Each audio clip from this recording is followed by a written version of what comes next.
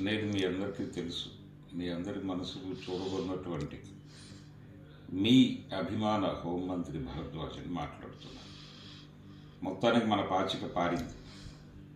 మనం ఇక్కడ వామపక్ష తీవ్రవాదాన్ని తుదముట్టిస్తాం అనే పేరుతో ఆపరేషన్ బగార్ అనేటువంటిది ప్రకటించి యుద్ధం ప్రకటించేశాం. ఇదే చివరి యుద్ధం అని ప్రకటించేశాం. ఫలానా రోజుకి తీసేస్తాం, మొత్తం వాషౌట్ అన్న తర్వాత సైన్యాలను అడవుల్లోకి దింపారు. దింపగానే టక టక టక్ టక సరెండర్లు మొదలైపోయినాయి. మనం ఆల్రెడీ దానికి సంబంధించిన ఆపరేషన్ మొదలు పెట్టేశాం. అంటే లోపలికి మన శక్తులు ప్రవేశించి టెర్రరైజ్ చేసినాయి, జనాలు బుర్రలు పొల్యూట్ చేసినాయి, కొనుగోలు చేసినాయి. ఈ కొనుగోలు చేసిన వాళ్ళతో విపరీతంగా లోపల ప్రచారం చేశాం. అయిపోయింది, ఇక మొత్తం మట్టు పెట్టేస్తారు అని ప్రచారం చేశాం. ఈ ప్రచారము, ఈ హడావిడి, ఈ సైన్యము, పదఘట్టనలు ఇవన్నీ చూసి టెన్షన్తో చాలామంది దీర్ఘకాలిక పోరాటం అనుకున్న వాళ్ళు కూడా వచ్చేసి మా దగ్గర సరెండర్ అయిపోయారు.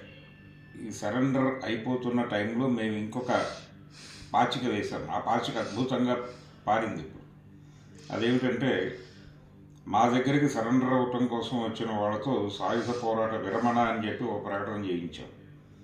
దాంతో ఇప్పుడు మొత్తం అంటే ఇప్పుడు దాని గురించి ఆ వామపక్ష ఉగ్రవాదం మీద మేము చేస్తున్నటువంటి దాడుల గురించి నిరసిస్తూ ప్రజల్ని సంఘటితపరిచి మా మీద యుద్ధం ప్రకటించడానికి సిద్ధంగా ఉన్నటువంటి బయట ఉన్నటువంటి శక్తులన్నీ కూడా ఈ సాయుధ పోరాట విరమణ, అవిరమణ అనేటువంటి 2 గ్రూపులుగా విడిపోయి వాటిలో అవి కొట్టేసుకుంటున్నాయి. దాంతో మన జోలికి, మనం చేస్తున్నటువంటి కార్యక్రమాల జోలికి ఎవరూ రావడం లేదు.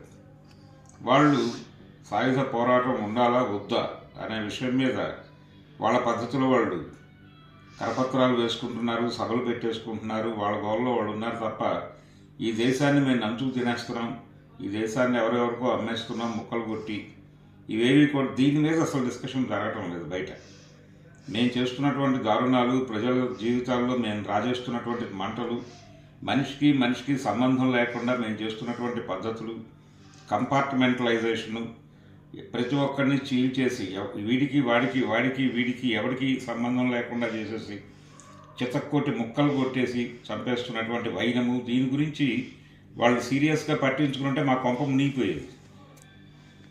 కానీ అలా కొంప మునగకుండా మేము ఇది పెట్టేసి వాళ్ళని ఎంగేజ్ చేసేసి మా పని మేము జరిపేసుకున్నాం. చూసారా అంత తెలివితేటలు. ఈ తెలివితేట